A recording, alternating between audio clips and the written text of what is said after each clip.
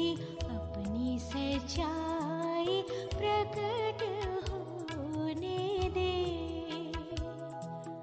अपनी ज्योति अपनी सच्चाई प्रकट होने दे।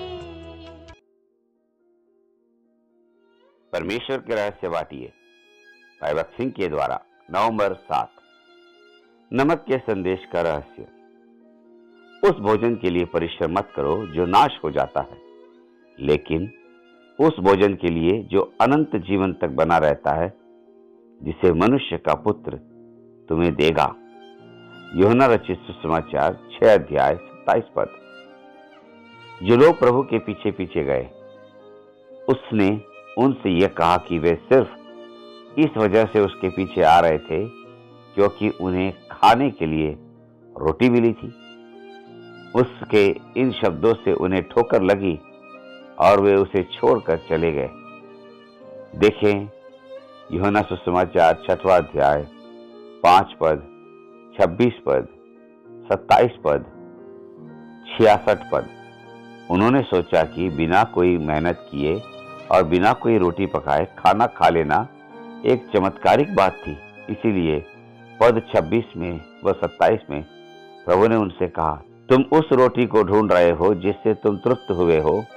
इससे कोई फर्क नहीं पड़ता कि तुम कैसी रोटी खाते हो, क्योंकि वह तुम्हें कभी सच्चा संतोष नहीं देगी। मैं जीवन की रोटी हूं। तुम्हें मुझे खाने की जरूरत है। मैं तुम्हें सिखाऊंगा कि तुम्हें मुझे कैसे खाना है, फिर तुम सदा जीवित रह सकोगे। जब उन्होंने ये शब्द सुने तो वे क्रोधित हो गए और फिर उसके साथ नहीं चले। वे इतना पास आने के बाद भी निष्फल हो गए थे। उन्होंने परमेश्वर के राज्य को पा लिया होता, लेकिन वे खाली लौट गए। वे ऐसे नमक थे जो अपना स्वाद खो चुका था। क्या आपकी तुलना अच्छे नमक से की जा सकती है, या आप सिर्फ एक ऐसा नमक हैं जो अपना स्वाद खो चुका है? आपके जीवन से कितने शत्रुओं, मित्रों, अजनबियों और संबंधियों को आत्मिक फायदा हुआ है? हम प्रचारकों को नमक बहुत पसंद है। हर बार जब हमारा गला बैठ जाता है और उसमें खराश आ जाती है तो हम नमक का इस्तेमाल करते हैं। उससे बेहतर और कुछ नहीं होता। हम सभी नमक के लिए कितने आभारी हैं।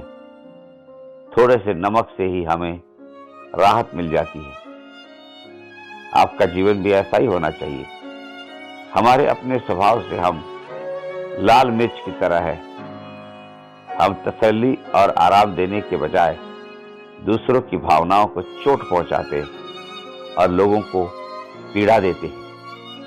लेकिन कुछ लोग आशीष लाते हैं और उनके चले जाने से हम उदास हो जाते हैं।